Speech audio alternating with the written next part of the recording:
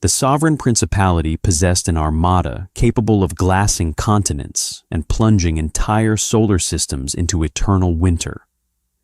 For 6 millennia, their declarations of war had been met with weeping, desperate pleas for mercy and the immediate unconditional surrender of entire species. So when Grand Duke Alaric stood in the center of the diplomatic amphitheater and announced the imminent annihilation of the human race, he expected the human representative to fall to his knees. Instead, Ambassador Theodore Sterling simply adjusted his cuffs, glanced at his vintage Patek Philippe wristwatch, and leaned toward his microphone. A quick point of clarification. "Your Grace," Theodore said, his voice echoing through the dead silent hall. "Does this war start right now or after lunch? Because they're serving a rather exceptional beef Wellington at noon, and I'd hate to let it get cold." The Geneva Orbital Station was a marvel of human engineering, a massive spinning wheel of titanium-reinforced glass and hydroponic gardens suspended in the cold void between Earth and the Moon. It was officially classified as neutral ground, a place where the newly interstellar human race could negotiate with the vast ancient empires that populated the Orion Arm. Unofficially, it was the ultimate stage for humanity's favorite pastime, high-stakes political theater. In Suite 404, a secure lead-lined room practically vibrating with white noise generators and counter-espionage scramblers, Ambassador Theodore Sterling sat at the head of a long mahogany table.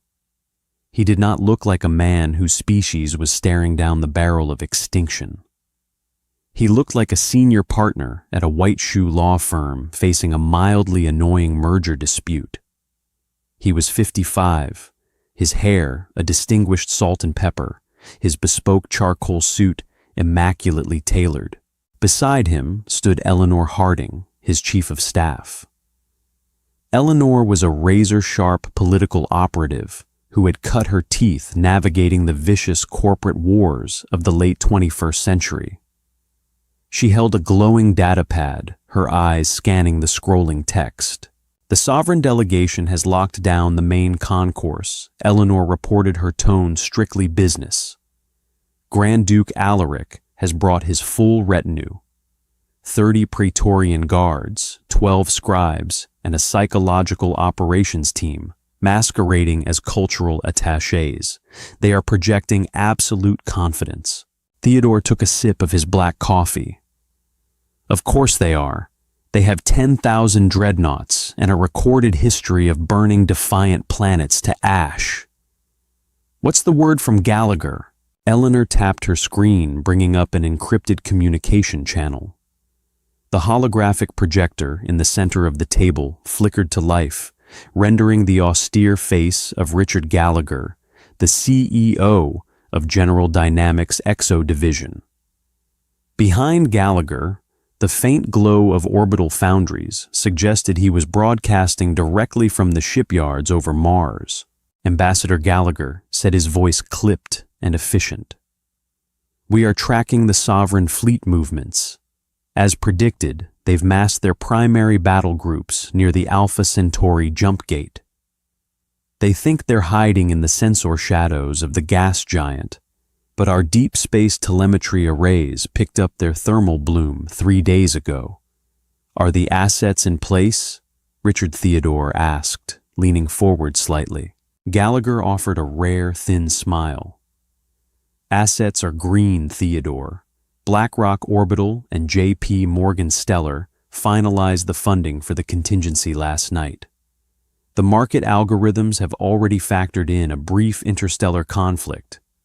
In fact, if the sovereign principality declares war today, their currency, the imperial credit, will collapse by 40% by tomorrow morning. Our short-selling positions are locked. We are about to make a killing, literally and financially." This was the terrifying secret of humanity. When Earth burst onto the galactic stage, they found a galaxy ruled by ancient monarchies, feudal empires, and religious hegemonies. These aliens waged war for honor, territory, and blood. Humanity, however, had long ago outsourced its most brutal instincts to the military-industrial complex and the stock market. Humanity didn't just fight wars, they leveraged them, budgeted them, and monetized them. What about the stealth mines? Eleanor interjected, her eyes fixed on the hologram. General Dynamics has deployed 80,000 autonomous thermonuclear micromines along their projected jump routes, Gallagher confirmed. They are powered down cold and dark, drifting like cosmic dust. The second we transmit the activation signal, the Sovereign fleet will find themselves flying into a localized supernova. But we need them to officially declare war first. The United Earth Directorate wants this by the book. We need the legal high ground to seize their mining colonies in the Sirius sector as reparations. You'll get your declaration, Richard Theodore said, checking his watch. It was 9:45 a.m. Alaric is too proud. He views us as upstart primates who need to be put in our place. He has no idea that he's not walking into a diplomatic summit. He's walking into an acquisition. Just remember the timing, Theodore Gallagher warned. The activation signal is tied to the orbital alignment of their flagship. You need to keep them in the chamber completely distracted until exactly 1300 hours standard time. If they break early and initiate a fleet jump before the mines are primed, we lose our window. I'll keep them occupied, Theodore promised. The hologram vanished, plunging the room back into the warm artificial light of the orbital station. Eleanor sighed, dropping the datapad onto the mahogany table. You realize, Eleanor said quietly, that if the timing is off by even 5 minutes, their dreadnoughts will materialize in Earth orbit and turn North America into a sheet of radioactive glass. I am aware of the stakes, Eleanor Theodore replied, standing up and buttoning his suit jacket. But you have to understand the psychology of the sovereign principality. They are theatrical. They love grand gestures. Alaric isn't just going to declare war, he's going to perform it. He'll want to savor our fear. We just have to deny him that satisfaction. Theodore walked toward the heavy steel doors of the suite. He paused and looked back at his aide. Besides, the diplomatic corps cafeteria really is serving beef Wellington today. I requested it specifically. Shall we? The Grand Assembly Hall of the Geneva Orbital was designed to intimidate. A massive domed amphitheater with tiered seating that could accommodate representatives from over 100 different alien species. At the center was the speaker's floor, a circular platform inlaid with the crest of the United Earth Directorate. When Theodore and Eleanor entered the hall, the atmosphere was thick with tension. The air was filled with the low murmurs, clicks, and chittering of dozens of neutral alien delegations. Everyone knew what was about to happen. The Sovereign Principality had issued a final grievance notice to Earth 72 hours prior. In galactic politics, a final grievance was a polite formality before orbital bombardment. On the far side of the hall, the sovereign delegation had already taken their places. Grand Duke Alaric was a towering figure, a bipedal reptilian humanoid clad in an ostentatious suit of ceremonial armor made of beaten gold and deep purple silks. His scaled face was set in a permanent sneer, his slit pupil eyes radiating an ancient inherited arrogance. Flanking him were 24 massive Praetorian guards, their plasma rifles resting entirely too casually in their heavily clawed hands. Theodore walked calmly to the human desk opposite Alaric. He sat down, pulled a sleek silver fountain pen from his breast pocket, and began to arrange his blank sheets of paper with agonizing precision. He ignored the Grand Duke entirely. The slight did not go unnoticed. Alaric's scales flushed a deep, angry crimson. The Grand Duke stepped up to the central podium, the hover cameras of a dozen galactic news networks swarming around him like mechanical flies. Representatives of the Galactic Concord Alaric began, his voice amplified by the room's acoustics, carrying the booming resonant bass of a predator. For 2 decades, the Sovereign Principality has tolerated the presence of the human species on the fringes of our borders. We allowed you to mine the dead rocks of your pathetic system. We allowed you to traverse the hyperlanes, provided you paid the appropriate tithes. We offered you the protection of our shadow. Alaric paused, glaring down at Theodore, who was currently examining the nib of his fountain pen with intense interest. But humanity has proven itself to be a parasitic and ungrateful race. Alaric roared, slamming a gauntleted fist onto the podium. The sound echoed like a gunshot. Several minor ambassadors in the upper tiers flinched. You have violated our trade embargoes. Your corporate entities, these Boeing and Lockheed syndicates, have been caught selling advanced propulsion technologies to our vassal states, sowing rebellion and chaos. Eleanor leaned over to Theodore. He's not wrong, she whispered. Lockheed made an absolute fortune arming the Orion rebels last quarter. Free market enterprise, Eleanor. Theodore whispered back, not taking his eyes off his paper. We can't control where the goods end up after the point of sale. Your insolence ends today, Alaric proclaimed, raising his arms. A massive holographic projection flared to life above the center of the room. It displayed the Sol system. Red icons representing the massive sovereign dreadnoughts began to encircle Earth in a terrifying, suffocating net. This is a live tactical feed of the Alpha Centauri jump gate. Alaric sneered, his voice dripping with malice. 10,000 ships of the line. Enough firepower to boil your oceans and shatter your continents. Our targeting computers have already locked onto your major population centers. Washington, London, Beijing, Geneva. In mere moments, the command will be given, and your world will be scoured of life.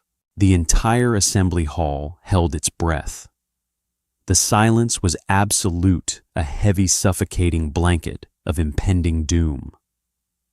The representatives of the galaxy watched the human ambassador, expecting him to break to weep, to offer the immediate and unconditional surrender of his species. Alaric pointed a single clawed finger at Theodore. I am authorized by the Emperor himself to offer you one final mercy. Order your defense fleets to power down. Hand over the executives of your offending corporations to face imperial justice. Sign over the mining rights of the Sol system to the Principality in perpetuity. Kneel, Ambassador Theodore. Kneel and beg for the lives of your children, or face total war. The Grand Duke finished his speech, his chest heaving, his eyes burning with triumphant fire. He had delivered the perfect ultimatum. He waited for the inevitable collapse of the human spirit. At his desk, Theodore finished writing a note on his paper. He carefully capped his fountain pen and placed it back in his pocket. He looked up at the towering alien warlord. Total war, Theodore repeated softly, his voice carrying effortlessly through the microphone. He rubbed his chin, looking genuinely thoughtful. Well, that does sound rather severe. Theodore stood up, buttoning his suit jacket. He looked around the silent, terrified assembly and then met Alaric's burning gaze. He checked his Patek Philippe watch. It was 11:45 a.m. He needed to stall for 1 hour and 15 minutes. A quick point of clarification. Your Grace. Theodore said, his voice polite, conversational, utterly devoid of fear. Does this war start right now or after lunch? Because they're serving a rather exceptional beef Wellington at noon, and I'd hate to let it get cold. For a moment, The universal translators in the earpieces of the alien delegates seemed to malfunction. There was a collective murmur of confusion. A high-ranking diplomat from the avian Corvus system tapped his earpiece, frantically convinced the machine had mistranslated the human's response. Grand Duke Alaric froze. The triumphant fire in his eyes was instantly replaced by a profound, paralyzing bewilderment. He opened his jaw, closed it, and then opened it again. Lunch. Alaric rasped the word, tasting foul in his mouth. I just informed you that your species is seconds away from absolute extermination, and you are asking about lunch. Well, yes, Theodore replied smoothly, stepping out from behind his desk and walking toward the center of the floor, hands clasped behind his back. You see, diplomacy is taxing work, Alaric, and the Geneva Orbital catering staff has flown in prime Angus beef specifically for today's summit. Pastry crust mushroom duxelles, a really exquisite red wine reduction. It takes hours to prepare properly. It would be a profound insult to the chef if we were all vaporized before the first course. Alaric's armor rattled as his body trembled with suppressed rage. He had prepared for tears. He had prepared for defiance. He had prepared for frantic negotiations. He had not prepared for culinary critique. You mock me, Alaric snarled, taking a threatening step forward. His Praetorian guards raised their plasma rifles, targeting lasers, painting angry red dots on Theodore's chest.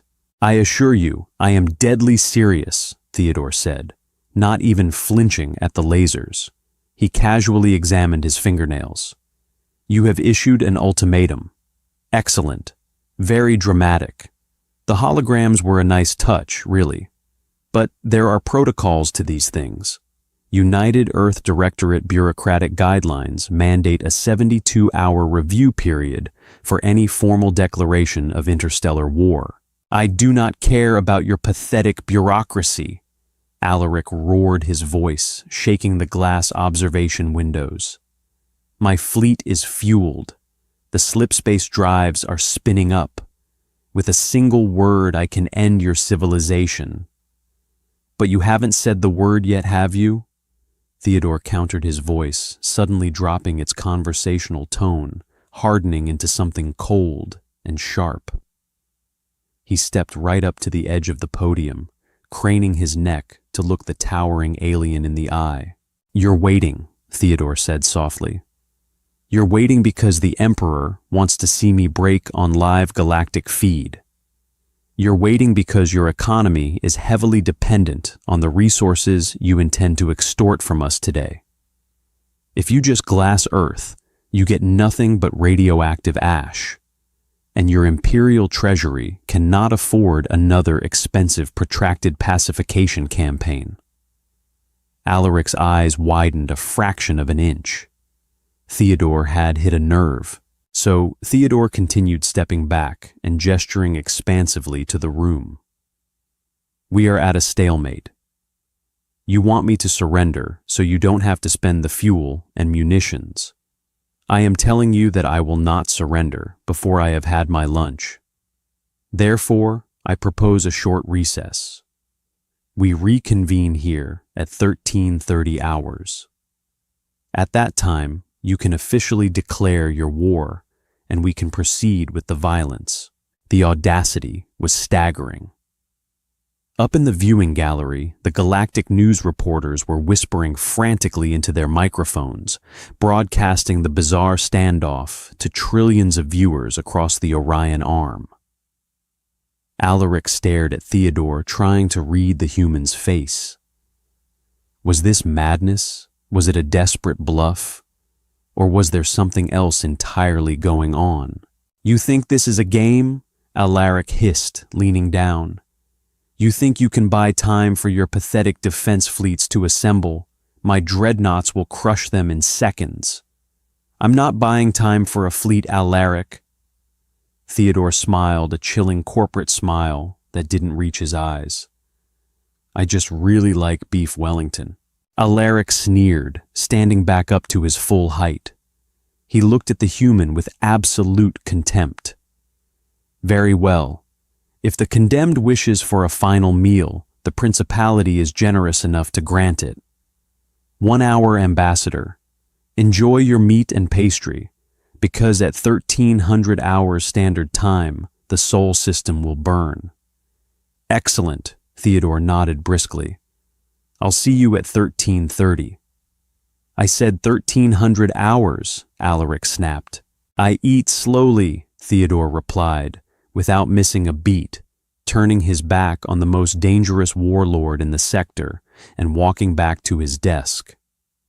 Eleanor was waiting for him, her face a mask of professional calm, though her hands gripped her datapad so tightly her knuckles were white. Theodore leaned in close. Time, he whispered. 11:55, Eleanor whispered back. You just bought us exactly 65 minutes. Gallagher's team is running the final diagnostic on the stealth mines. Let's go to the dining room, Theodore said aloud, making a show of straightening his tie. I'm famished.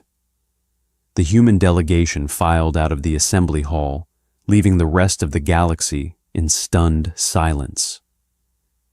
As soon as the heavy steel doors of the diplomatic wing closed behind them, Theodore's casual demeanor vanished. The corridor was secured by heavily armed United Earth Marines, their faces hidden behind dark visors. Status on the Sovereign Communications Network. Theodore asked, marching rapidly down the hall toward the secure command center, masquerading as a VIP dining suite. Our intelligence operatives tapped their localized subspace relays 10 minutes ago, Eleanor reported, matching his brisk pace. Alaric just sent a priority 0 transmission to his flagship at Alpha Centauri. He ordered them to hold position and keep the slipspace drives at maximum standby. He wants them ready to jump the exact second he gives the order at 1300. Perfect. Theodore breathed a predator's gleam in his eye. They are sitting exactly where we want them. Engines' hot shields lowered for the jump sequence, completely blind to their immediate surroundings due to the radiation glare of the gas giant. They entered the secure suite. Instead of a dining table, the room was dominated by a massive tactical holotable displaying the Alpha Centauri system. Standing around the table were several high-ranking generals of the United Earth Space Command, including General Harrison, a scarred veteran of the early asteroid skirmishes. Ambassador General Harrison grunted, saluting lazily. That was quite a show out there. After lunch, seriously, it was the only excuse I could think of that was insulting enough to distract him from running a proper sensor sweep of his staging area, Theodore said, taking his place at the head of the table. Is the trap set, General? General Dynamics just sent the green light, Harrison said, pointing to a cluster of invisible dots surrounding the massive red icons of the alien fleet. 80,000 stealth mines. The Sovereign fleet is currently sitting in the middle of the densest explosive field ever engineered by human hands. Because their drives are spooled up, the background, radiation is masking the thermal signatures of the mines. What about our fleet? Theodore asked. The 3rd, 4th, and 7th carrier strike groups are holding in the Oort cloud, Harrison replied. They are fully powered, synced to the master clock. As soon as the mines detonate, they jump directly into the Sovereign Principality's core worlds. We bypass their front line entirely. While they burn here, we seize their capital. Theodore looked at the countdown clock projected on the wall. It read 12:15. 45 minutes until the deadline. 45 minutes until humanity crossed the Rubicon and fundamentally changed the balance of power in the galaxy forever. Are we absolutely certain about the legalities? Eleanor Theodore asked, looking back at his aide. It was a bizarre question, given that they were about to wipe out an armada of 10,000 ships, but this was the human way. Every atrocity had to be properly filed.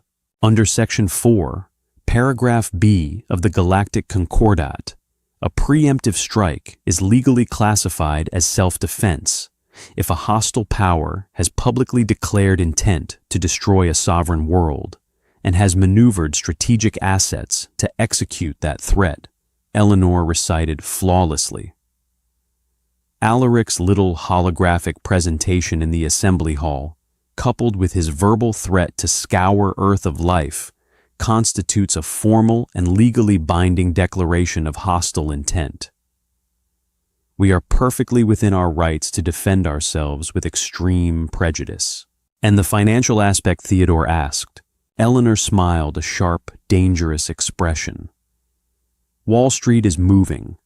BlackRock Orbital just finalized the acquisition of sovereign debt belonging to the Principality's vassal states. Once the core fleet is destroyed, those vassal states will rebel. They will need weapon supplies and infrastructure. We will sell it to them at a premium financed by loans from J.P. Morgan Stellar. We aren't just going to defeat the sovereign principality, Theodore. We are going to bankrupt them, buy their assets for pennies on the dollar, and make them pay us for the privilege. Theodore nodded slowly. He looked back at the holographic projection of the doomed alien fleet. He felt no pity. The sovereign principality had murdered billions over the centuries. They had built an empire on slavery and terror. They thought they were the apex predators of the universe. But they had made a fatal miscalculation. They had brought a dreadnought to a corporate hostile takeover. "Get Gallagher on the line," Theodore commanded softly. "Tell him to synchronize the detonators to exactly 12:59 and 50 seconds, 10 seconds before Alaric's deadline." "Why 12:59?" General Harrison asked, raising an eyebrow. "Why not let him make his little speech first?" Because Theodore said, a dark smile finally breaking across his face. "I don't want him to have the satisfaction of starting this war.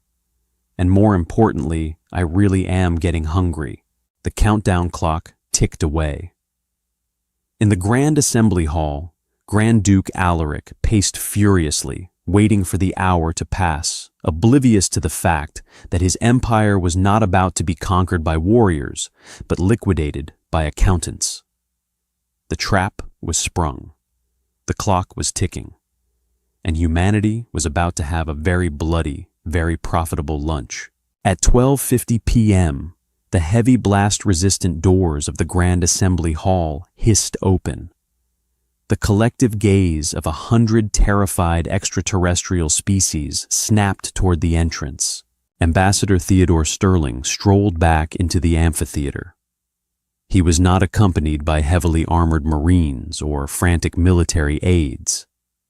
Instead, he was followed by a nervous-looking human intern named Thomas, who was pushing a silver-plated service cart.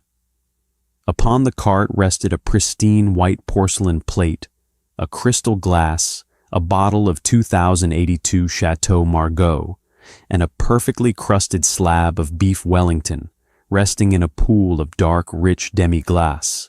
Theodore took his seat at the human desk, tucked a linen napkin into his collar, and picked up his silverware. Thomas hastily poured the wine and scurried away. Grand Duke Alaric stared from the central podium, his reptilian brain struggling to process the sheer, unadulterated disrespect unfolding before him. The holographic map above the room still glowed with the menacing red icons of the sovereign fleet at Alpha Centauri, a sword of Damocles hovering over Earth. Yet the human ambassador was inspecting the flakiness of his pastry crust. "I must admit," Theodore said, speaking into his microphone between bites, his voice echoing through the silent, cavernous hall. The catering staff outdid themselves. The mushroom duxelles is superb. You should have joined me, Alaric. I imagine the rations on those dreadnoughts of yours leave much to be desired. You are a madman, Alaric rumbled. His scales had turned a mottled bruised purple, an indicator of adrenaline flooding his system. You sit there gorging yourself while the annihilation of your species ticks down to mere minutes. Is this the famed human stoicism, or simply the delusion of a prey animal that has lost its mind? Theodore took a slow, deliberate sip of his wine. He checked his Patek Philippe watch. 12:56. I am neither mad nor deluded, Your Grace, Theodore replied, dabbing the corners of his mouth. I am simply a man who appreciates efficiency. You see, while you've been standing there rehearsing your victory speech, my team has been conducting an audit of your empire's infrastructure. Do you have any idea how grossly over-leveraged the sovereign principality is? Alaric blinked, thrown entirely off balance. What gibberish are you speaking? Eleanor Harding stepped out from the shadows of the delegation wing, her datapad glowing. She didn't sit. She stood beside Theodore, projecting a new secondary hologram next to Alaric's tactical map. It wasn't a map of stars. It was a sprawling line graph, currently holding steady, but showing immense volume. Goldman Sachs Stellar and Vanguard Interstellar just executed a coordinated dump of 10 trillion imperial credits. Eleanor announced to the room, her voice devoid of emotion. Simultaneously, State Street Global Advisors have placed unprecedented short positions on your heavy munitions manufacturing sector. We've also bought up the sovereign debt of your 3 largest agricultural vassal worlds. The alien delegates in the tiered seating began to murmur. They didn't understand the intricacies of human high-frequency trading, but the words debt and dump translated perfectly across all dialects. You speak of credits and debt, while my cannons are aimed at your home world. Alaric roared, slamming his fist against the podium so hard the metal buckled. You pathetic apes, at 1300 hours your banks will be vapor, your stock markets will be ash, and your credits will mean absolutely nothing.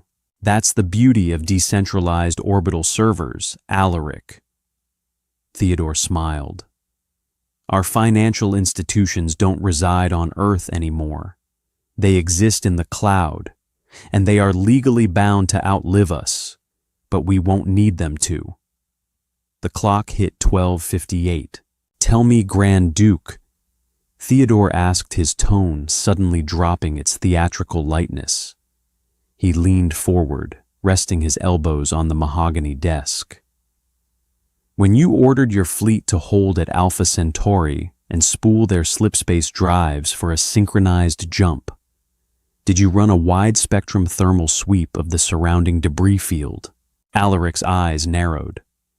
The radiation glare of the gas giant makes standard sweeping impossible. It matters not. We are in deep space. There is nothing there but rocks and dust. And 80,000 autonomous thermonuclear micromines manufactured by Raytheon Exo Defense. Theodore corrected him gently. The silence in the room became absolute. It was a physical weight pressing down on everyone present. Alaric froze. What? The Grand Duke whispered the universal translator, struggling to convey the sudden, terrifying drop in his vocal register. Theodore checked his watch. 12:59 and 40 seconds. I told you, Theodore said, picking up his wine glass. I don't like my lunch getting cold, and I abhor being rushed. 12:59 and 45 seconds. Communications, Alaric bellowed, turning toward his scribe's absolute panic, finally shattering his arrogant facade. Transmit the abort signal, Power down the drives. Power down the drives now. 12:59 and 50 seconds. Theodore raised his glass toward the Grand Duke. Checkmate, Theodore whispered. 4 light-years away, in the shadow of a massive roiling gas giant, the sovereign principality's armada floated in perfect, terrifying formation. 10,000 ships of the line. Kilometer-long dreadnoughts bristling with plasma batteries, troop transports carrying millions of genetically engineered shock infantry, and the flagship Imperius, a floating citadel of black iron and gold. Inside, the Imperius alarms suddenly screamed. Tactical officers scrambled across the bridge as their sensors, previously blinded by the gas giant's radiation, suddenly registered 80,000 localized thermal spikes blooming all around them. The stealth mines powered by microscopic dark matter batteries had slept cold and silent for weeks. Now, receiving the encrypted pulse from General Dynamics, they woke up. There was no time to maneuver. There was no time to raise deflector shields, which had been intentionally lowered to allow the slipspace drives to anchor onto the dimensional fabric.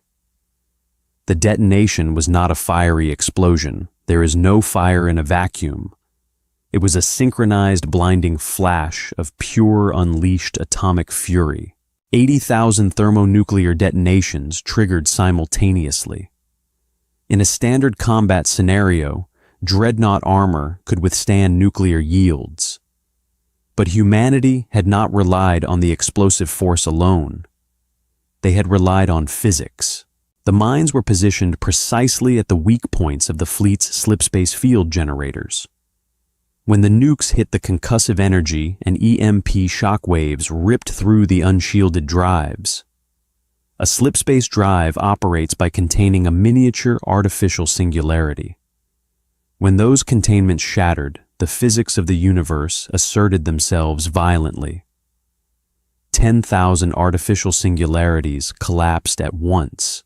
The resulting implosion ripped a hole in the fabric of space-time. The massive sovereign dreadnoughts were not destroyed. They were unraveled. Ships were stretched into kilometers-long strings of superheated atoms, screaming silently into the void as they were sucked into microscopic black holes that evaporated a fraction of a second later in blinding flashes of gamma radiation.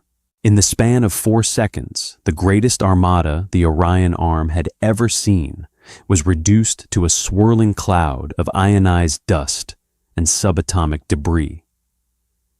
Back in the Geneva Orbital Grand Assembly Hall, the massive holographic tactical map flickered. The 10,000 menacing red icons that had encircled the Sol system blinked rapidly. Then, in a wave of cascading static, they turned gray. Then they vanished entirely. The display showed nothing but empty space. Lost contact. A sovereign communications officer stammered, his claws flying over his terminal. Your Grace telemetry is gone. The carrier waves are gone. I have nothing. Alaric stood at the podium, rigid as a statue. He stared at the empty space where his invincible fleet had been just seconds before. Bring them back online, he commanded, his voice hollow. Reboot the relay. Your Grace, the officer wept, collapsing to his knees. There is no relay. The local subspace buoys are registering a gamma burst equivalent to a localized supernova. The fleet is gone. Pandemonium erupted. The delegates from 100 worlds leaped to their feet, screaming, chittering, and squawking in shock. A fleet that had subjugated a third of the galaxy for 6,000 years had just been deleted in the time it took a human to swallow a sip of wine. Eleanor, Theodore said softly, cutting through the noise in his immediate vicinity. Already on it, Eleanor replied, her fingers flying across her datapad.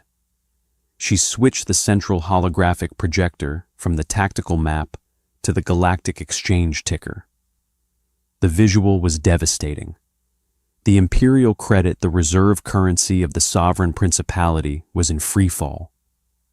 The line graph plummeted straight down a terrifying red streak.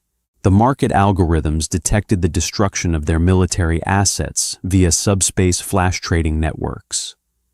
Eleanor narrated, speaking clearly into the microphone so the entire hall could hear.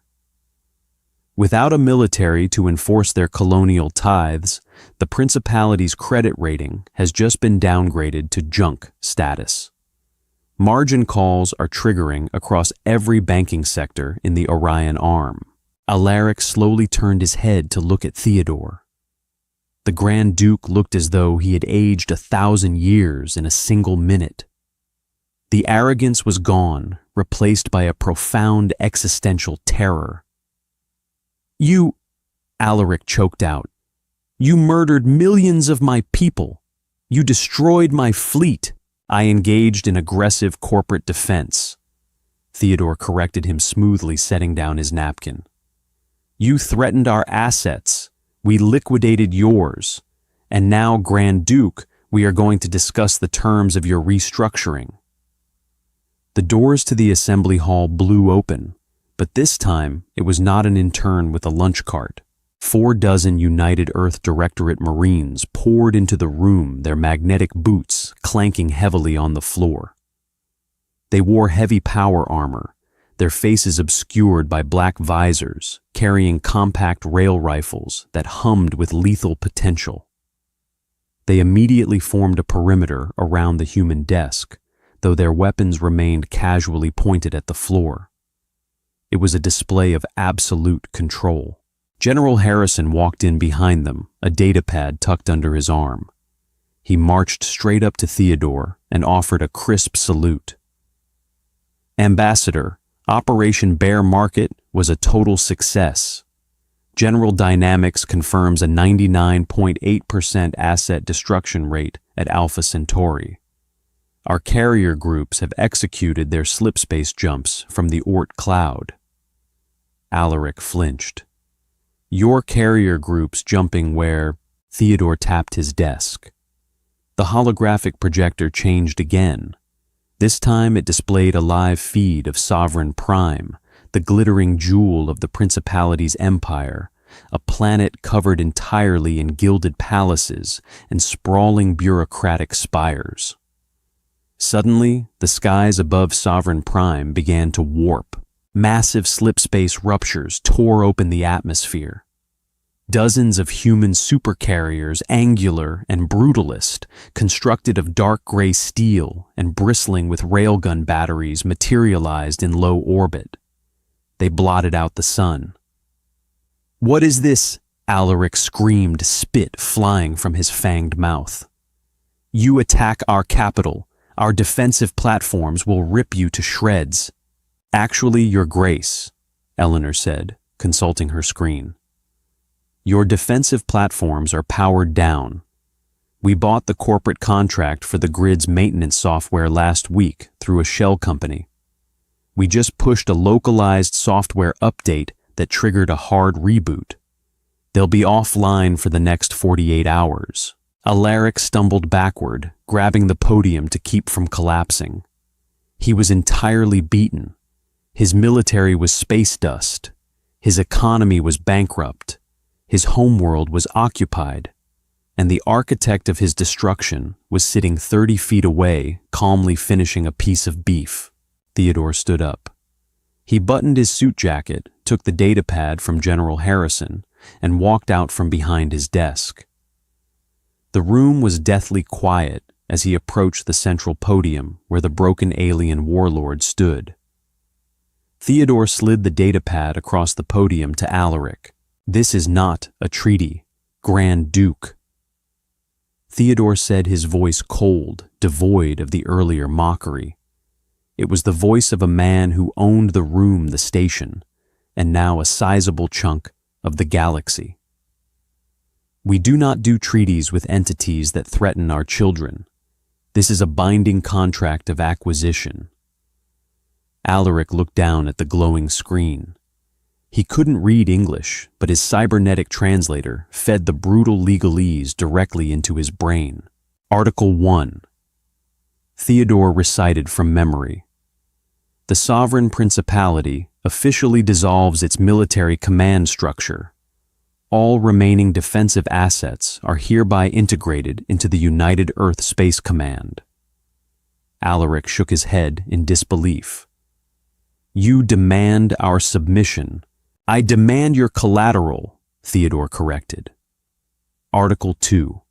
As reparations for the emotional distress and logistical inconvenience caused by your little blockade, the sovereign principality agrees to cede all mining rights, hyperlane toll authorities, and orbital foundries to a joint conglomerate managed by United Earth Directorate. This is slavery, Alaric hissed. We are a proud people. The Emperor will never agree to this.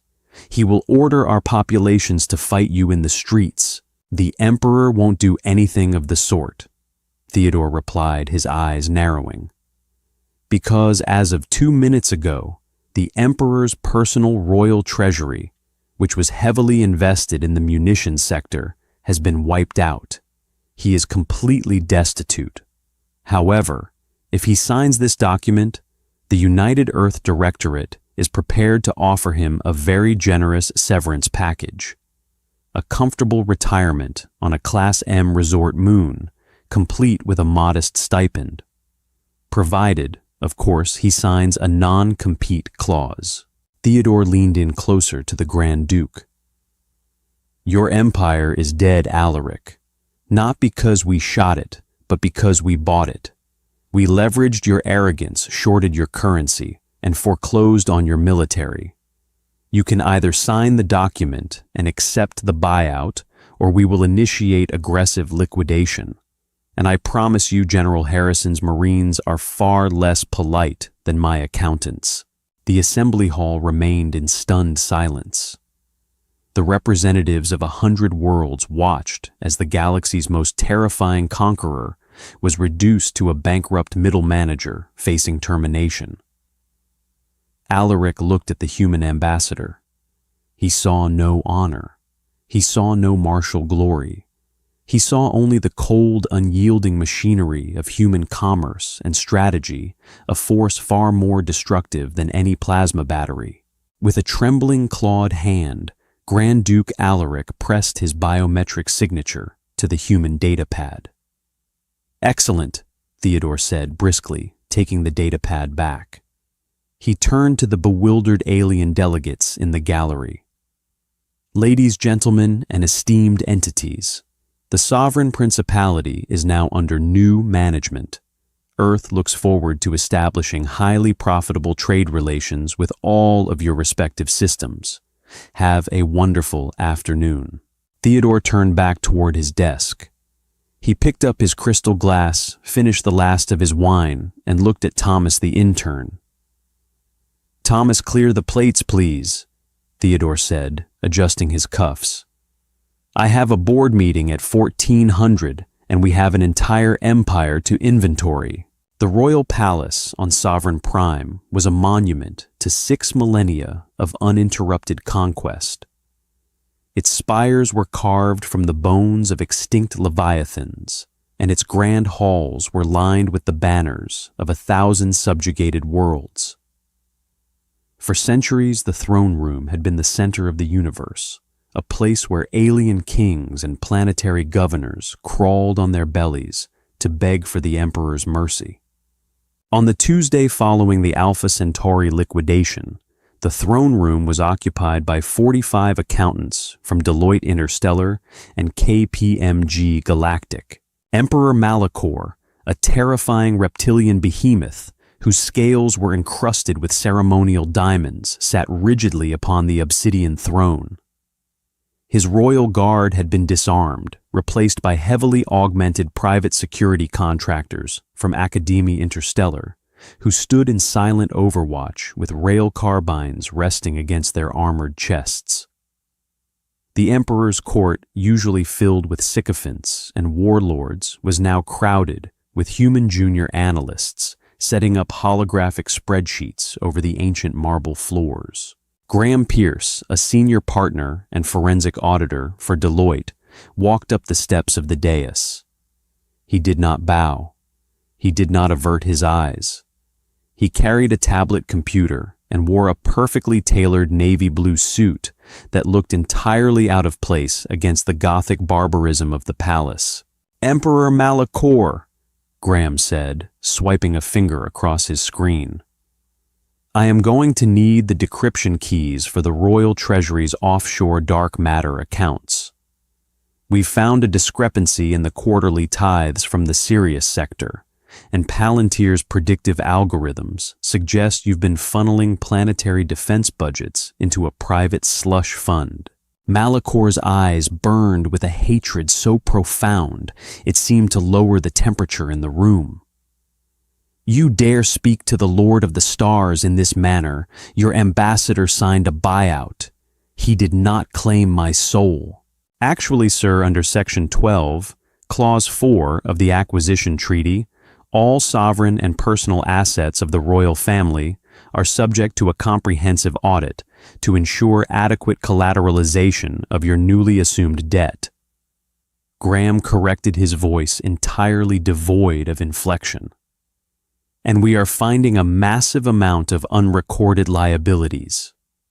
Malachor leaned forward, his massive claws gripping the armrests of the obsidian throne.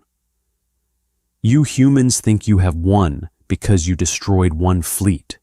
You think your banks and your ledgers can chain a god. I am the Emperor.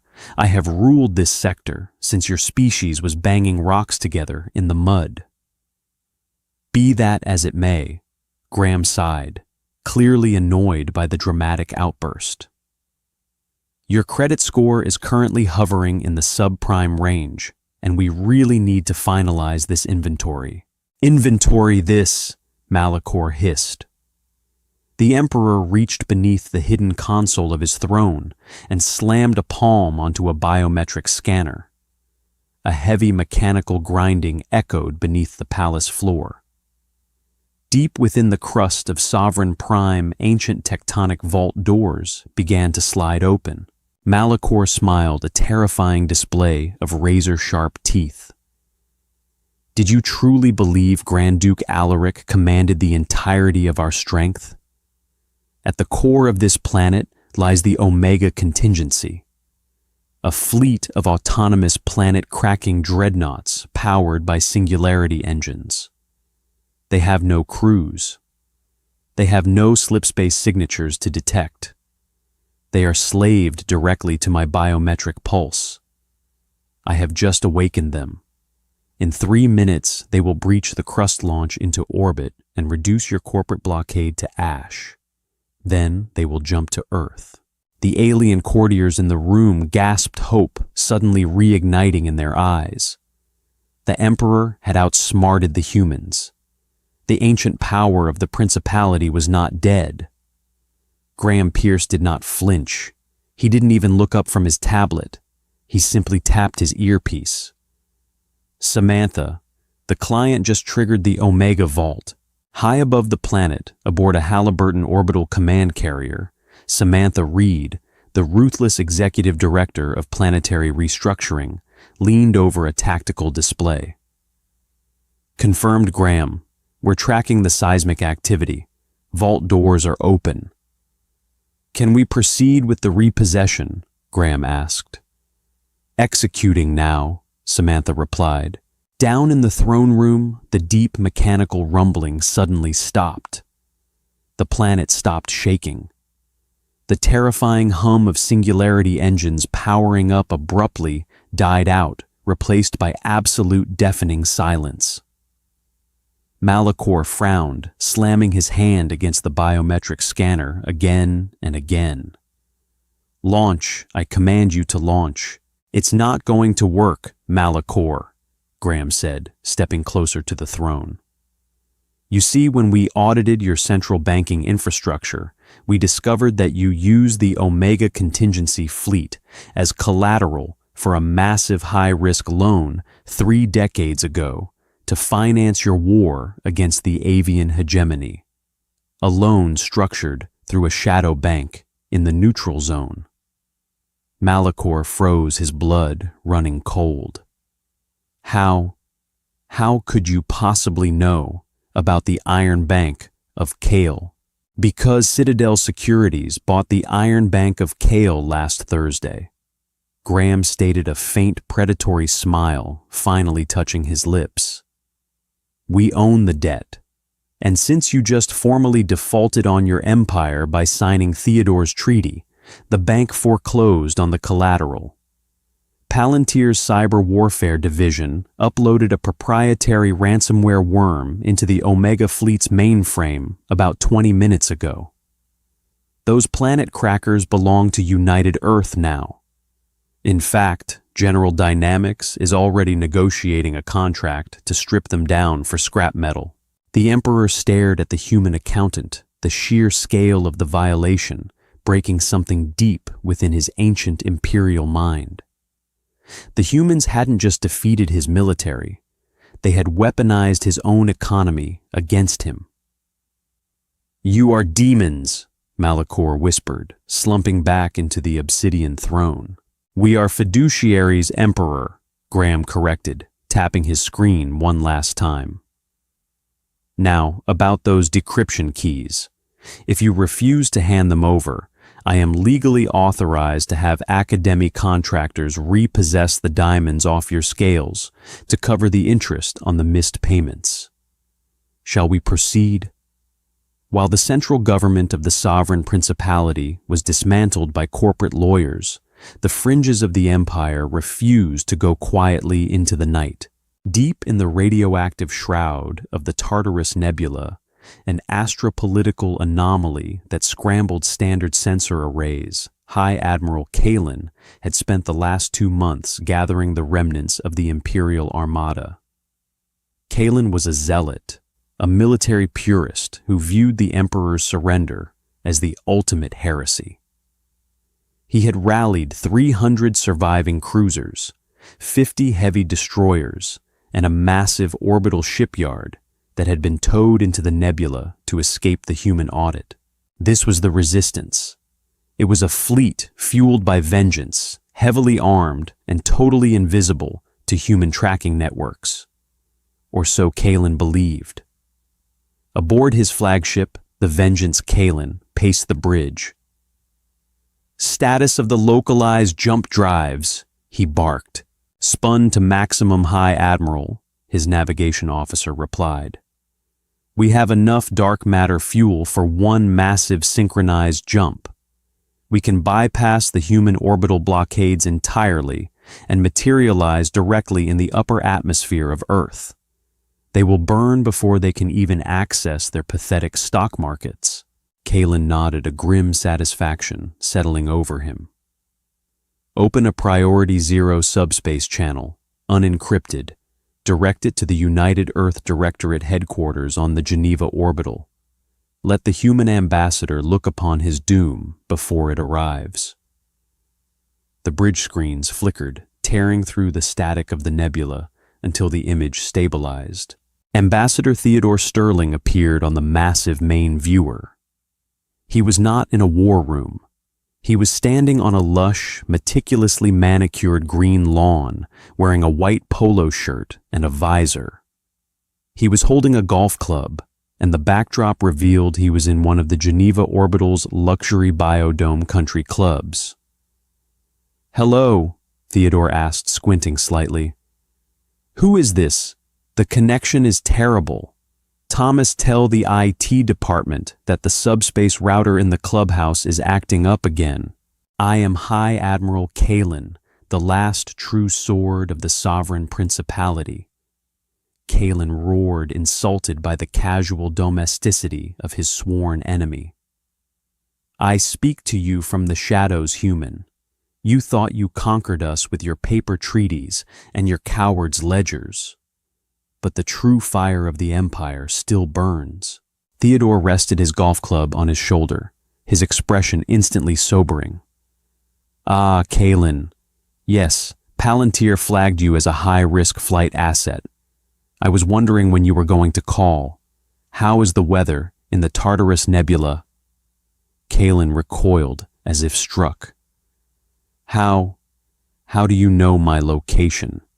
This nebula shields all thermal and tachyon emissions. It shields emissions, yes. Theodore nodded casually, tossing a golf ball in his hand. But it doesn't shield invoice receipts. Kalen stared at the screen, utterly baffled. What? Admiral running a rogue fleet of 350 warships requires a colossal amount of logistical support, Theodore explained, adopting the tone of a disappointed professor. You need dark matter fuel hypercoolant and raw plasma cells. Where do you think your quartermasters have been buying those supplies over the last 2 months? From the black market smugglers of the Outer Rim? Kalen snapped. Untraceable syndicates that despise your corporate tyranny. Theodore chuckled softly. Oh, Kalen, the black market hasn't been independent since we arrived. We acquired the primary smuggling syndicates through a hostile proxy takeover 3 weeks ago. It was a brilliant move by the team at Berkshire Hathaway Interstellar. You haven't been buying from rogue smugglers. You've been buying directly from ExxonMobil Exo Logistics. Panic began to creep up Kalen's spine. He looked at his navigation officer, whose hands were suddenly flying across the control panels in a desperate frenzy.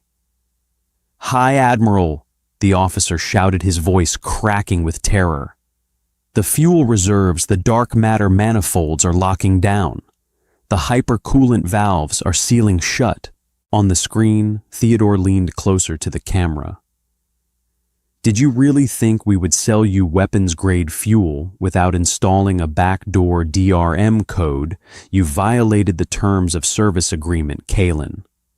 Using ExxonMobil fuel for unauthorized acts of interstellar terrorism is strictly prohibited under our end-user license agreement.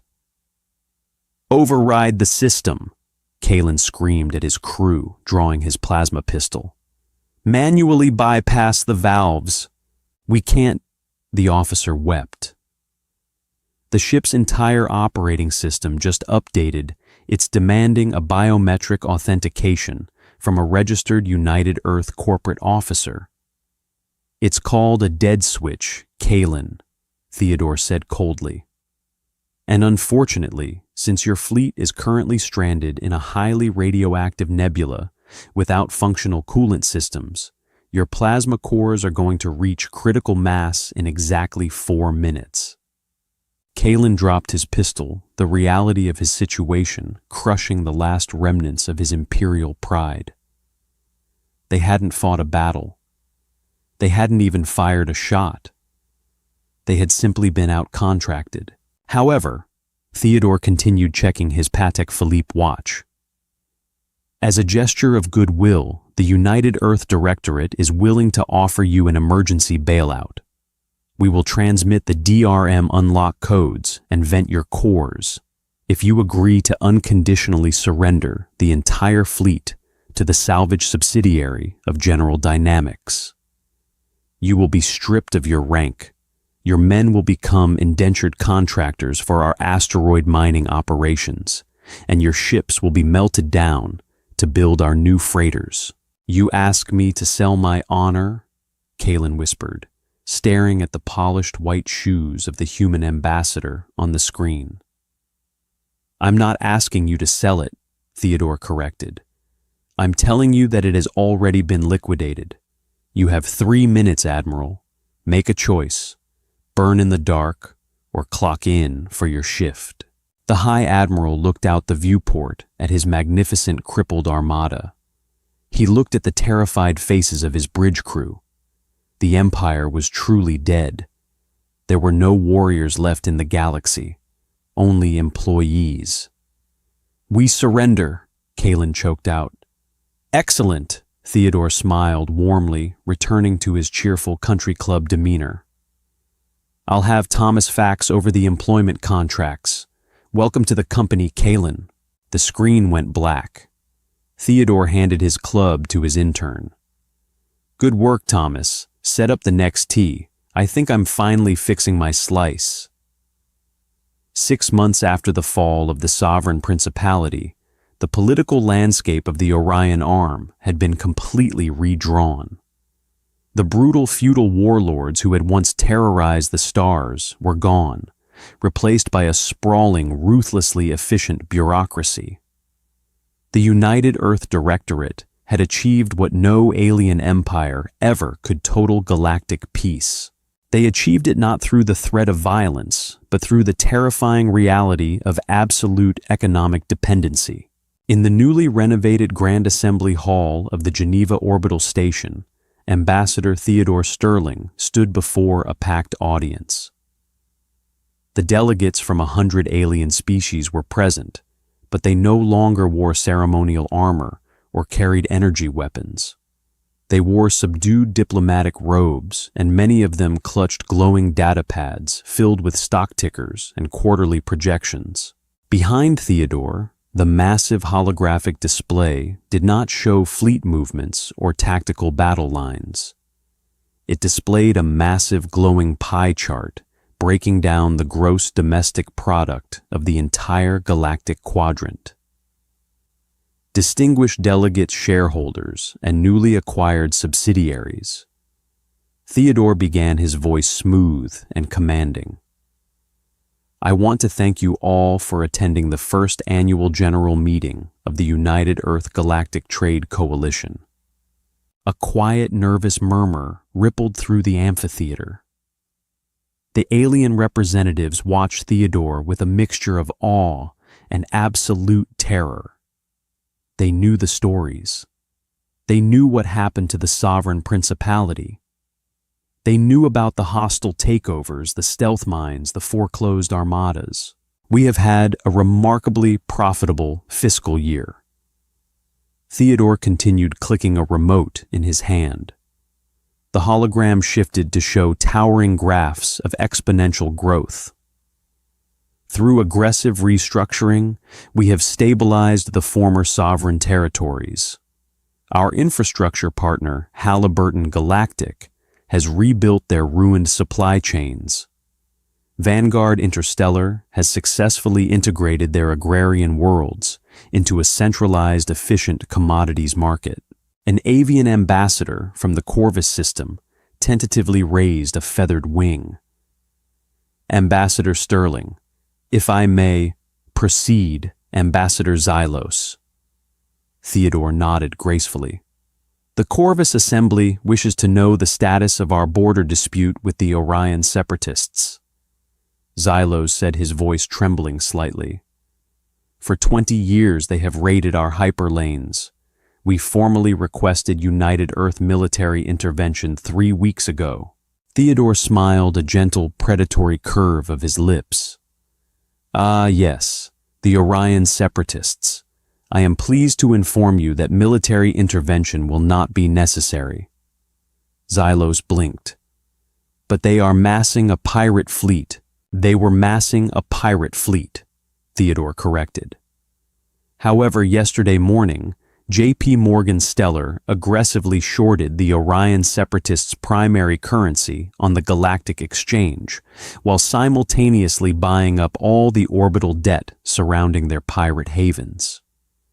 By midnight, inflation within the separatist ranks hit 4,000%. Their warlords could no longer afford to pay their mercenaries. This morning the mercenaries mutinied, arrested the warlords, and handed them over to our corporate security teams in exchange for a debt forgiveness package. The entire assembly stared at Theodore. A decades-long border war, a conflict that had cost thousands of lives, had been resolved over a weekend without a single human ship firing a shot. "The Orion separatists no longer exist," Theodore announced smoothly. "Their territories have been rezoned as a free trade corridor managed by Amazon Exo Logistics." Theodore walked out from behind his podium, stepping to the very center of the assembly floor. He looked up at the tiered seating, locking eyes with the most powerful beings in the galaxy. "When humanity first stepped onto the galactic stage," Theodore said, his voice lowering, echoing with absolute authority. You viewed us as prey. You saw a young, fragile species ripe for conquest. You measured strength in plasma batteries, dreadnoughts, and the willingness to burn cities to ash. He paused, letting the silence hang heavy in the air. But you fundamentally misunderstood the nature of power, Theodore whispered, though the microphones carried it to every ear in the room. War is inefficient. War is expensive. War destroys the very infrastructure you seek to conquer. Humanity outgrew wars of annihilation centuries ago. We realize that true power isn't the ability to kill your enemy. True power is the ability to own them. Theodore gestured to the massive economic charts glowing above them. We do not want to destroy your worlds, Theodore promised, extending his hands. We want to invest in them. We want to optimize your supply chains. We want to monetize your hyperlanes. We want to integrate you into a system so perfectly balanced, so inherently profitable, that the very concept of armed rebellion becomes economically unviable.